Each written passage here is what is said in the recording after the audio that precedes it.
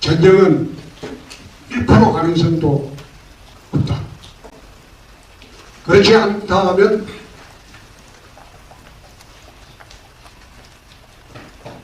핵노예가 될 것이다.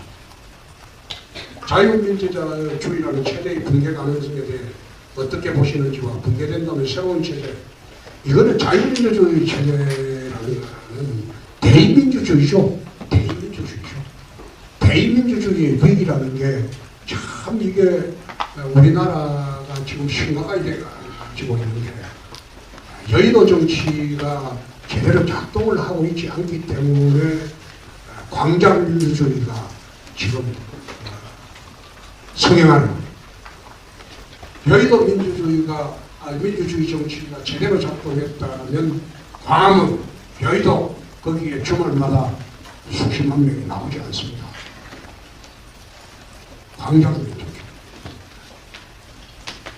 광장민주주의가 나라 전체를 뒤덮고 있다는 것은 여의도의 대의 정치가 제대로 작동하고 있지 않다. 그래서 제대로 하려면 여의도 정치인들이 대의민주주의를 제대로 국민 의견을 수렴해서 작동할 수 있도록 해야 될 것이다. 최근 미국이 우리나라를 민간국가로 지정하면서 파장이 일고 있을 뿐만 아니라 트럼프 정부의 보호무역 정책으로 우리나라를 포함한 전 세계가 불안한 위치에 서 있게 되었다. 우리나라가 외교적 차원에서 이걸 어떻게 풀어야 할까? 트럼프 정부의 기본 외교 정책은 아까 이야기했듯이 아메리카 퍼스트고 미국의 이익입니다. 그럼 한미 관계의 가장 중요한 전점은 트럼프 정부로서는 뭐라고 봐야 될까요? 무역 적자 현상을 우리가 타개해주면 돼요. 지금 아마 한국이 미국의 무역 적자의 8번째 나라라고 되어 있습니다. 우리가 흑자를. 그러면 이걸 뭐로 타개를 해줄 것이냐. 2017년도 다백 대선 때 난 한미 무역 적자는 에너지 수입 문제로 해결을 할 수가 있다. 그런 이야기를 했습니다. 알래스카산 LNG. 지금 우리나라가 LNG 수입하는 게 한 380억 불 정도 돼요. 한미 무역적자가 우리가 한 500억 불 좀 넘어요. 그러면 이 무역적자는 중동서 수입하는 LNG나 천연가스를 알래스카산으로 가져온다는 겁니다. 그리고 알래스카에서 얼마 전에 트럼프가 요청한 게 가스관 건설하는데 한국이 좀 투자해달라. 투자하고 그거 나중에 천연가스 가져온다는 겁니다. 그렇게 해서 한미 무역 적자를 줄여주면 트럼프는 기본적으로 장사꾼입니다. 장사꾼 출신. 부동산 거래하는 업체. 무슨 거래를 하더라도 트럼프 거래 방식을 자세히 봅니다. 처음에는 택도 아닌 금액을 불러요. 그래갖고 깎아주는 거예요. 그럼 상대방은 이게 더 받다고 생각하죠. 부동산 업자들이 그렇게 하죠. 10억배에 안 하는 걸 갖다가 한 100억쯤 불러가지고 자꾸 깎아주면 나중에 사는 사람이 더 받다고 해요. 이 트럼프의 거래 기술 제품은 대부분 거래를 거래합니다. 지난번에도 그랬잖아요. 방위비 분담금할 때 10배를 불렀잖아요. 그래가 깎고 해가지고 우리가 올려줬잖아요. 똑같은 방식이에요. 그래서 그런 문제를 우리가 제대로 파악하고 접근하게 되면 바이든보다 대미 관계가 더 수월하게 풀 수가 있다. 바이든은 우유부단해요. 그리고 바텀아웃이 밑에서부터 설득해서 올라가려고 하면 얼마나 힘든 줄 압니까? 독재국가에 투자하기가 왜 쉽겠어요? 제일 대가리만 딱 치면 밑에는 알아서 다 해야 됩니다. 트럼프 마찬가지예요. 탑다운 방식. 그래서 트럼프하고 그 척근 실세들만 잘 우리가 소통하고 조율하면 바이든보다 훨씬 쉽게 접근할 것이다. 중국이 대만을 침공할 가능성에 대해서 어떻게 보십니까? 최근에 TSMC인가 그 대만 금전탑 뭐 반도체 업체, 미국 그 엄청난 금액을 투자하죠. 미국에 투자하는데 난 그걸 쳐다보면서 대만은 가다가 중국에 넘어가겠다. TSMC가 지금 미국 쪽으로 대규모 투자하는 것을 공장을 옮길 수 있다 이런 뜻이거든요. 그래서 아마 무력 침공이야 하겠습니까? 그러나 원차이나 정책에 아마 끝까지 가면 원차이나 정책은 나는 협의해서 하나의 나라로 되지 않을까. 대만하고 협의해서 그렇게 할 것으로 나는 봅니다. 중국의 잠재력 관계 등에 많은 의견이 나오고 있는 상황입니다. 시장님은 중국의 미래를 어떻게 보시는지. 이게 하나 이제 유익 있게 봐야 할 것은 중진국이 넘어서면 국민의 욕구들이 폭발을 합니다. 아직 그 중국의 평균 소득이 중진국 수준이라고 보기는 좀 힘들죠. 워낙 격차가 많아요.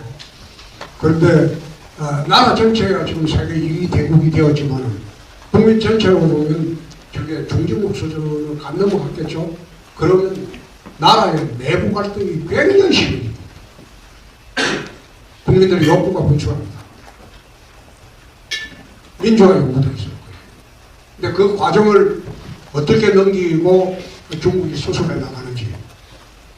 한 10년 전에 중국 거기에 우리나라 같으면 문학의 대부 정도쯤 되는 사람이 한국에 왔을 때 중국은 부패를 지적을 해줬습니다. 그렇게 되면 엄청난 인민들의 저항이 있을 것이다. 중국의 부패 문제는 절대 그냥 넘어가서는 안 된다. 그래 이야기해주고 난 뒤 2년 뒤인가 뭐 중국의 그 중층의 총석이 아들 그 사람 무슨 죄라고 못해요.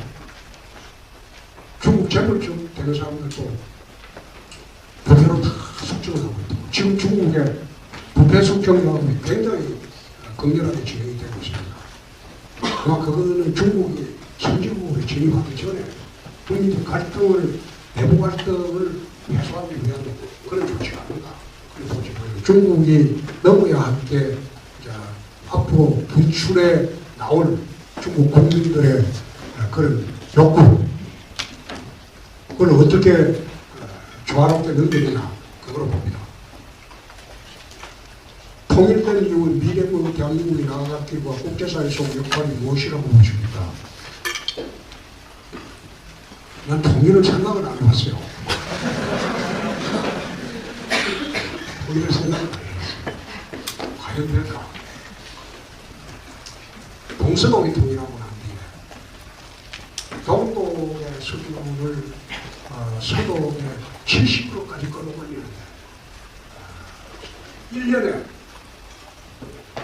엄청난 돈을 쏟아붓고 지금도 쏟아붓고 있어요. 그렇지만 75% 안 될 겁니다.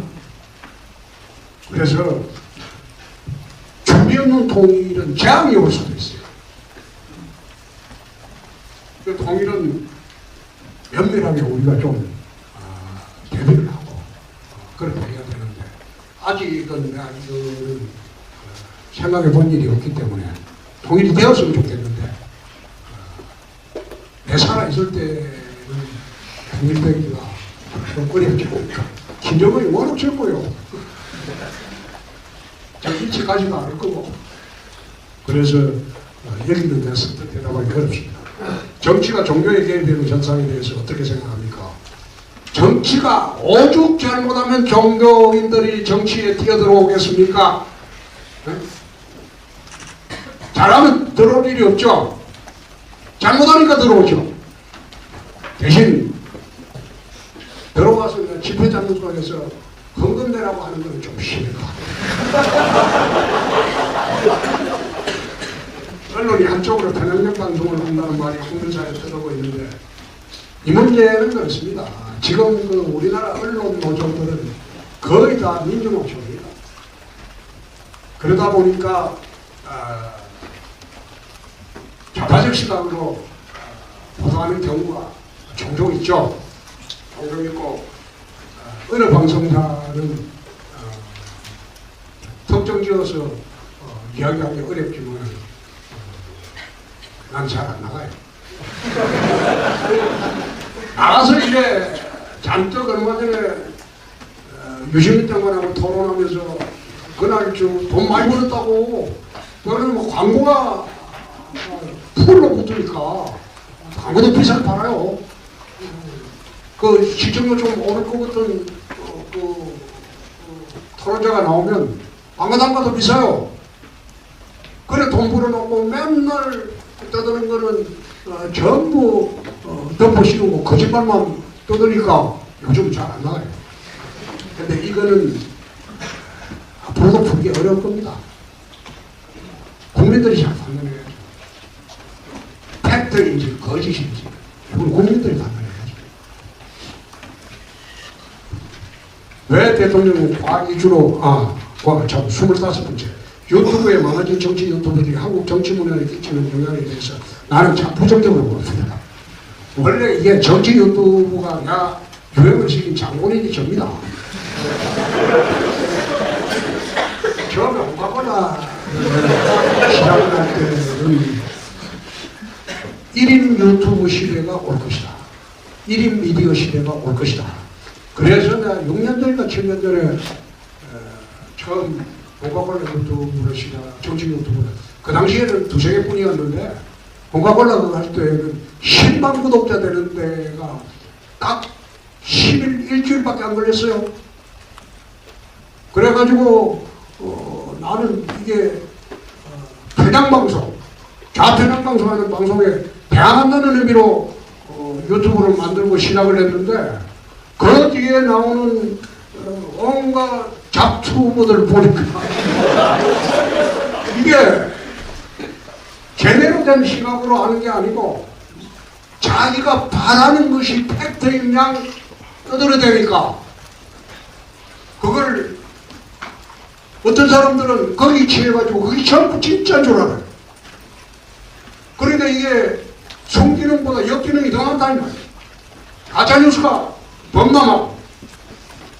그래서 이거는 지금 좀 우리가 법제를 정비해서 언론 수준으로 단속을 해야 될 때 아닌가.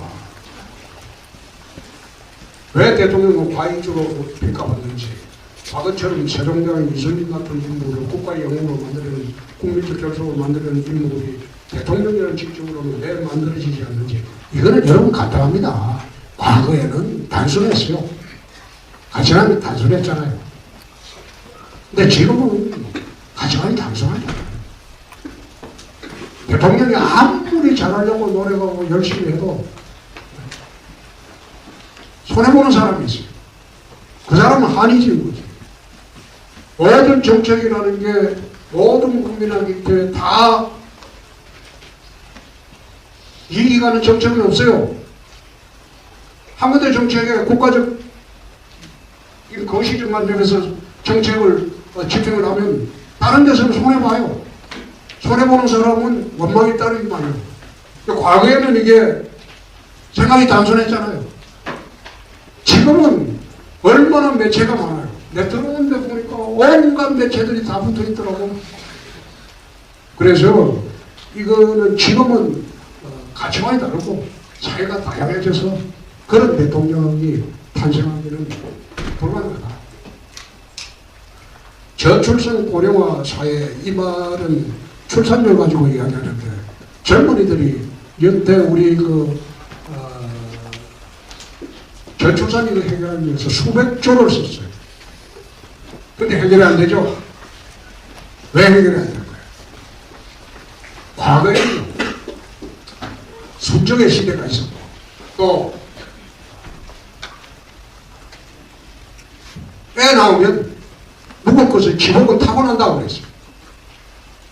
그 옛날에 우리 어머니들, 저희 어머니 세대나 부모님 세대는 그 집에 가면 10명, 11명 이래 자식이 있는 거예요. 그러다가 불만 나 잘 이러자 산화제 정책을 시작했죠. 거기에 또 뭐가 나왔어? 돈도 많다. 하나만 놓자. 이제 와서는 그 정책이 얼마나 잘못됐는가. 국력은 이제 인구로 따집니다. 나라가 자꾸 인구가 줄어들면 나라를 소멸해요. 국력도 소멸하고. 그래서 젊은이들은 왜 결혼을 회피하고 출산을 주저하고 그렇게 하겠습니다. 육아 문제, 주택 문제, 교육 문제, 자기 인생 문제. 생각해보면 결혼해서 애 낳고 사는 것보다도 옛날에는 하우스와이프가 주로했어요. 근데 지금 하우스와이프가 있습니까? 전부 커리어우먼들. 자기 능력대로 사생활을 합니다. 근데 그 커리어우먼들이 육아 문제로 집에 매일 수 있습니다. 그리고 교육 문제. 그거 다 감당할 수 있나? 주택 문제. 지금 여러분들이 강남에 주택 살려면 몇 년 벌어야 되겠어요? 그러니까 안 당한 거죠. 그러니까 결혼 안 하고 혼자 벌어서 재밌게 내 세대, 내 인생 내 세대 살고 간다. 그런 풍조가 많이 일어나잖아요. 그래서 나는 페미니즘 이야기를 합니다. 가족주의. 가족이 건강한 그 집안은 그게 기반이 돼서 사회가 건강해지고 국가가 건강해지고. 그래서 페미니즘 이야기를 자주 합니다. 그건 옛날처럼 가부장 제도로 가자는 게 아니고 같이 특성 있는 개인들이 모이더라도 가족이라는 한 울타리, 그 울타리의 귀중함을 알 때 결국 결혼도 하게 되고 그 다음에 출산도 하게 되지 않을까 그런 생각을 해봅니다. 그래서 여기에 대해서는 많은 정책을 지금 검토를 하고 있다 그런 말씀을 드립니다. 비혼주의에 대해서 어떻게 생각하시는지 궁금합니다. 이게 아까 제가 말씀드린 그거예요. 뭐 하려고 결혼하냐는 거지. 그냥 사귀면서 비혼주의로 살아도 불편함이 없는데 뭐 하려고 굳이 서로 엮여서 이래 행동에 제약을 받고 사느냐. 뭐 그런 거죠. 그래서 저는 페미니즘 이야기를 요즘은 자주 합니다. 가족이라는 게 그냥 생명이 아니고 저는 가부장이 되는 겁니다. 저는 집에 가면 제 아들이 두 아들이 40이 넘었습니다. 근데 어릴 때부터 지금까지 친구처럼 지냅니다. 지금도 두 아들하고 카톡 주고받고 전화 주고받습니다. 하루에 한 번씩.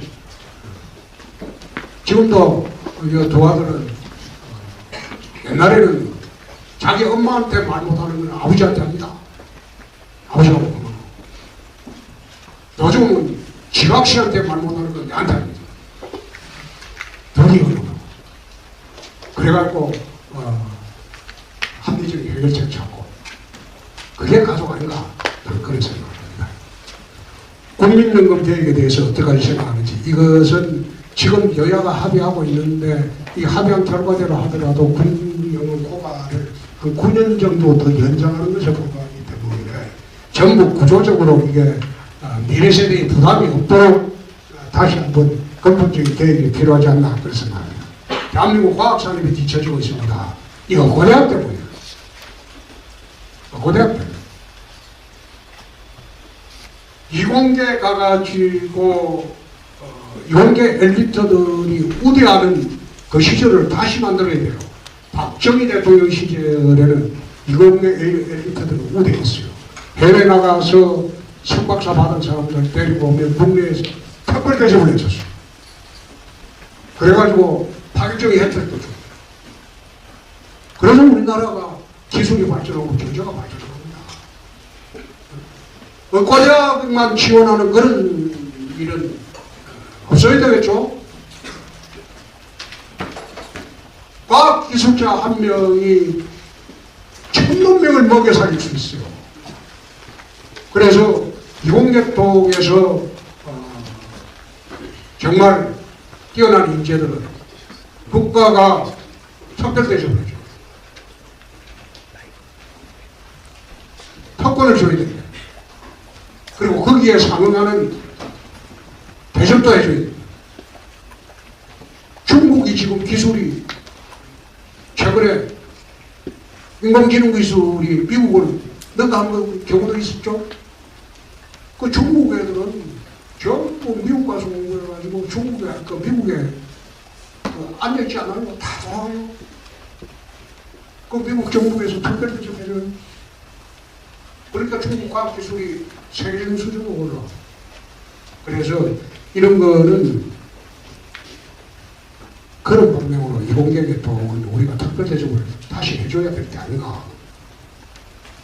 이공계 중심으로 인재 유출이 심각하다. 이건 똑같은 겁니다. 이공계를 국가대학보다 훨씬 우리가 높이 쳐줄 수 있는 그런 사회가 돼. 비트코인 이야기를 하는데 가상화폐는 우리는 미국 수준으로 허용을 하는 게 좋은 거 아닌가. 왜 젊은 세대가 가상화폐에 몰입을 하려고 할까요? 차근차근 벌어서는 비전이 별로 안 보이기 때문에 한 방에 잘 터지면 이거는 뭐 가부대포니까. 그러니까 그런 현상인데 그걸 나쁘다고 볼 수도 없어요. 세상이 그래 돌아가니까. 그래서 이것도 미국 수준으로 우리도 풀어야 될 거 아닌가 그런 생각을 합니다. 경제위기는 특정한 주기에 따라 찾아온 경향이 있고 국제적으로도 국내적으로도 발생해 온 것이 사실인데 다음 경제위기는 언제 무엇 때문에 발생할지 개인적으로 이거 예측이 되면 내 진짜 천공이나 경제보상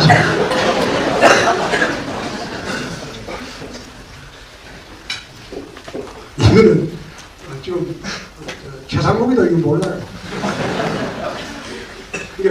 이거 안 넣는데 건진이나 건진법사나 천공처럼 그래 좀 하셔야 됩니다. 반도체가 우리나라 주력인데 뒤로는 중국, 앞으로는 일본이나 미국의 영향으로 지속적으로 영향이 줄어든다. 이런 상황에서 대한민국의 미래 먹거리는 무엇이라고 생각하시고 이거는 진짜 반도체가 우리나라 미래 먹거리였던 시대가 꽤 오래 지속이 되는데 이제는 인공지능 그 시대로 오고 양자 컴퓨터 시대도 곧 오겠죠. 거기로 우리도 돌리고 UAM 시대에도 곧 보여야 할 겁니다. 그걸 지금 우리가 주력해야 될 거 아닌가 그런 생각을 합니다. 한국의 부는 서울 부동산에 집중되어 있는데 이 기형적 소비 현상을 어떻게 해결할 수 있는지 이 정주 여건 때문입니다. 여러분 왜 강남에 아파트는 비싸고 강북의 아파트는 쌀까요? 강남에 살면 우선 주거 환경 좋고 그 다음에 교육 환경 좋고 그리고 의료 환경 좋고 부족한 게 없거든. 근데 강북 가면 그 정주 여건이 안 좋아요.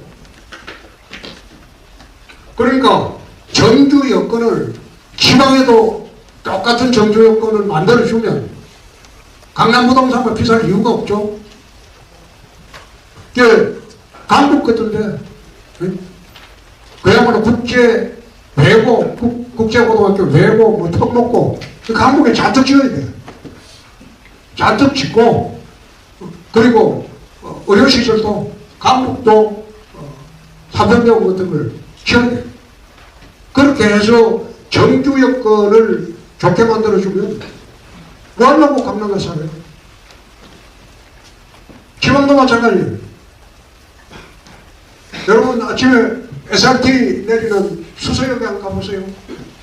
전국에서 병원에 오는 사람들이 수서역에 내리면 거기에 서울 삼성병원하고 영동 세브란스 병원 그 버스가 대기 중입니다. 한명씩은 안 나요.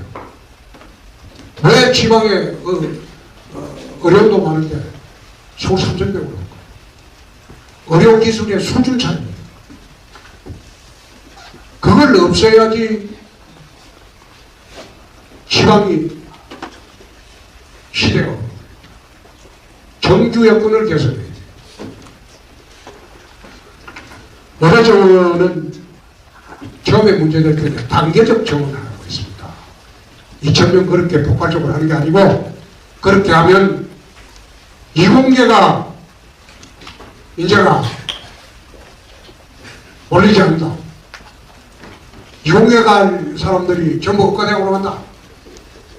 나라의 방향을 위해서도 적합하지 않다. 단계적으로 정리하고 있어. 의협으로. 근데 2000년 고집하다가 엉망이 돼버리죠. 정책은 유연성이 있어요. 탄력성이 있어요. 현실을 다시 점검해보고 정책을 다시 바꿔야 돼요.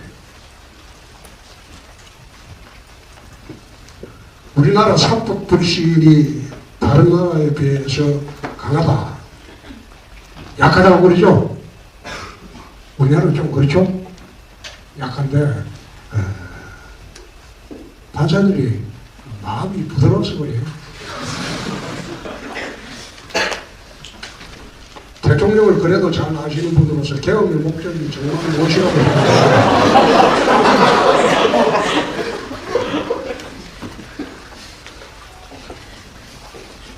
제가 어느 언론과 인터뷰에 홧김에 서방질이라고 있습니다.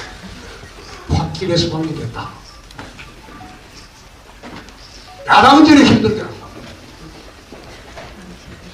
한동훈이는 밑에서 자꾸 깐족대고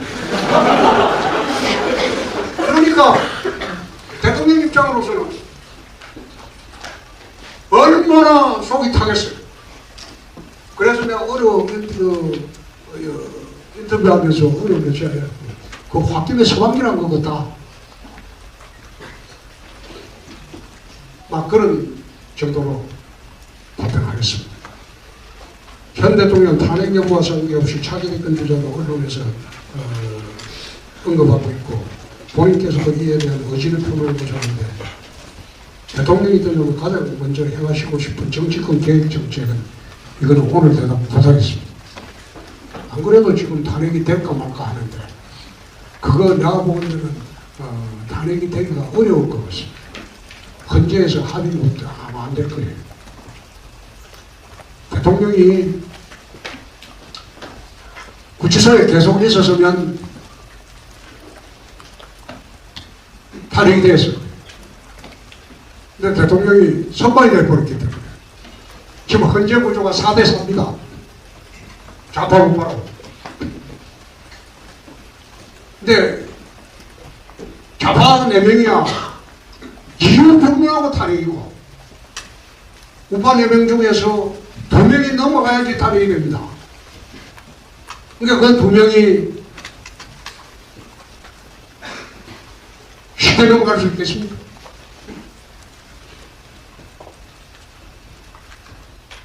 그 쉽게 못 넘어가는 겁니다. 대통령이 선관이 되버린 거예요. 그래서 이거는 이제 답변 못하겠습니다. 시장님이 대선주자가 되어 당선됐는데 2030 청년세대를 위해 펼쳐주는 현실적인 정책 이것도 오늘 답변 못하겠습니다. 정리된 게는 있습니다. 정리된 게 있고 그래서 제가 이건 답변 드리기가 어렵네요. 시장님이 생각하는 동서와 국민통합을 위한 해법 아까 이야기했지 않습니까? 좌우 공존하는 세상을 한번 만들어보자.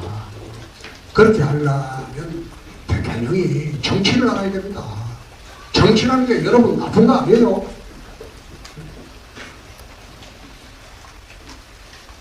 진짜 모든 것을 풀 수 있는 게 정치입니다. 정치라는 게 나쁘게 생각하면 야합이라고 생각하는데 필요하면 야합도 해야 돼요. 그게 정치입니다.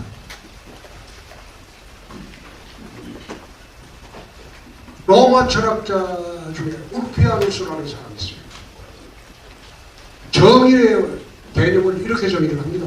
각자에게 그의 것을 주라. 대학교 1학년 때가 그때 법철학 시간에 이 이야기 듣고 무슨 정의의 개념이 저렇게 허접하냐? 나 그런 생각을 했어요. 그런데 정치를 하고 난 뒤에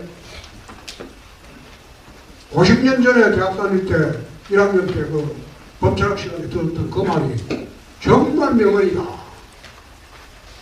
야당은 야당의 것을 줘야 돼요. 뺏으면 안 돼요. 노동자는 노동자의 것을 주고 사용자는 사용자의 것을 주고 국회의원 중에서 여당은 여당의 것을 주고 장관은 장관의 것을 줘야 돼요. 그걸 주지 않고 대통령이 전부 다 뺏어지고 있으려면 그때부터는 전쟁이 생기죠. 갈등이죠. 야당은 인정을 해야 돼요. 그렇게 하려면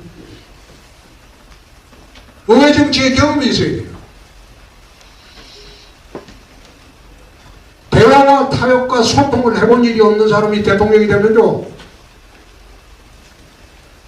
이제는 나라가 절단이 됩니다.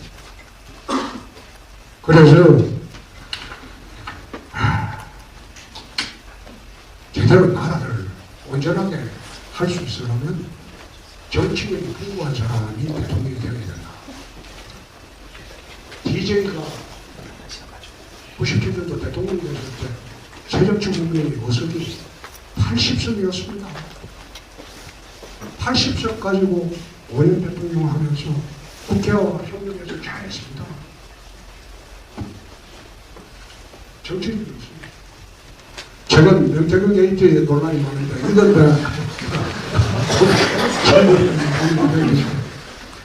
명태균 이 사람 내가 알고 있어요. 경남지사 할 때부터 이 사람은 그냥 결혼 사기꾼으로 알고 있어요.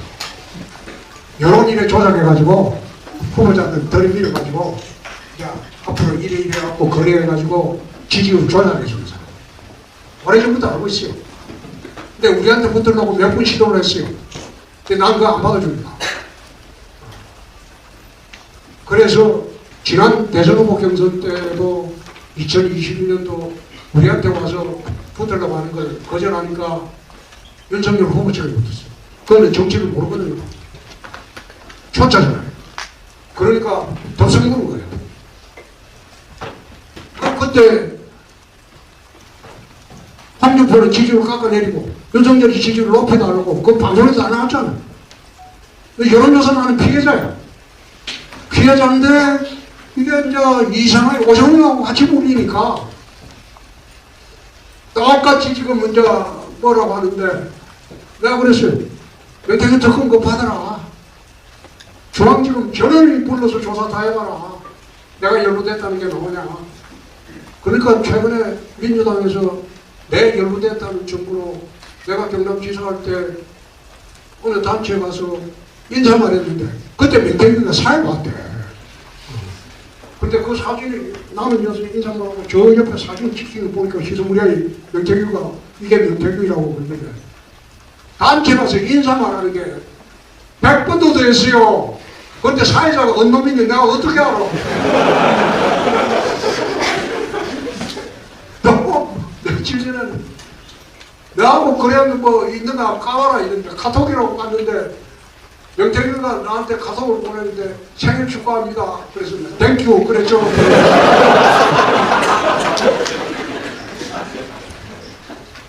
번제가 되는 걸 까보라고 하니까 땡큐 그걸 정거라고 해요. 고백이에요 고백이. 그래서 나는 적어도 이런 사기꾼한테 몰아가는 그런 사람은 아닙니다.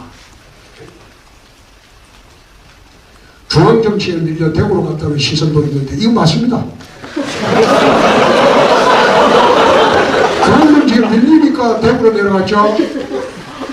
중국 가면은 중국에는 북경 지도자에서 퇴퇴하면 하방을 합니다.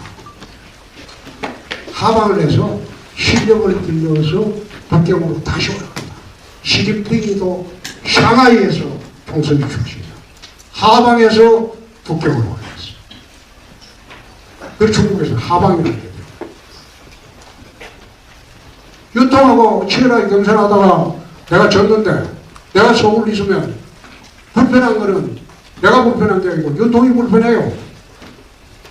그래서 2029년 1월 19일 날 원팀하자고 만났을 때 대구 내려간다고 했어요. 서울에 남아서 도와주시면 어떻습니까? 그러길래 서울에 있으면 당신이 내 대통령이 될 것이다. 서울에 있으면 당신이 불편하다. 그래서 내가 대구 내려간다. 중앙에서 밀리니까 대구 내려갔죠? 그 맞아요. 가장 중요히 여기시는 가치는 나는 가족입니다. 나는 내 가족. 가족이 화목하고 부드러워야지 밖에 나가서 하는 일도 잘 풀립니다. 가정이 힘들면 밖에 나가서 일이 잘 안 됩니다. 나는 최고의 가치는 내 가족입니다. 내가 정치판에 처음에 들어온 원인도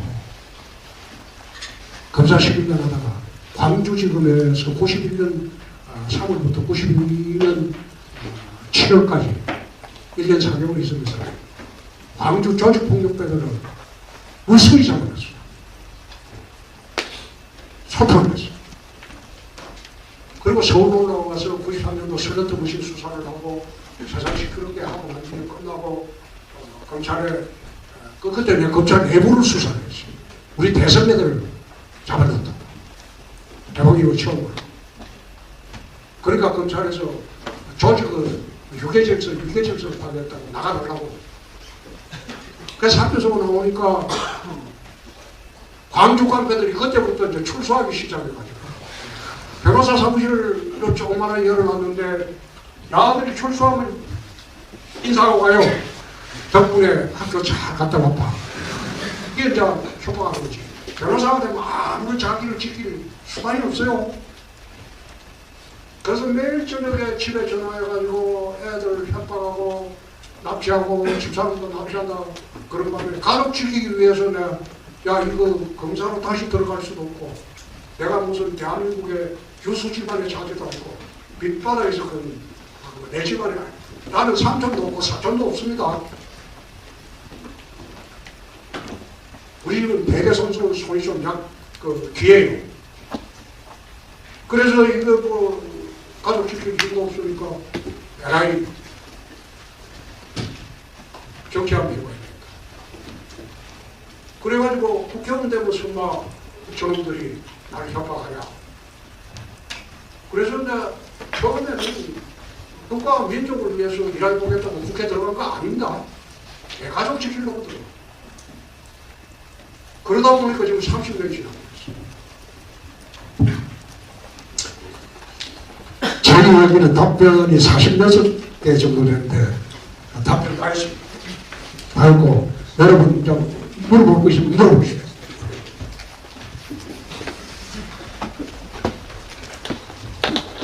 네, 그럼 지금부터 학부생 참가자 대상으로 현장 질의 받도록 하겠고요. 시장님께서 어떠한 질문이든 괜찮다고 하셨으니까 시간이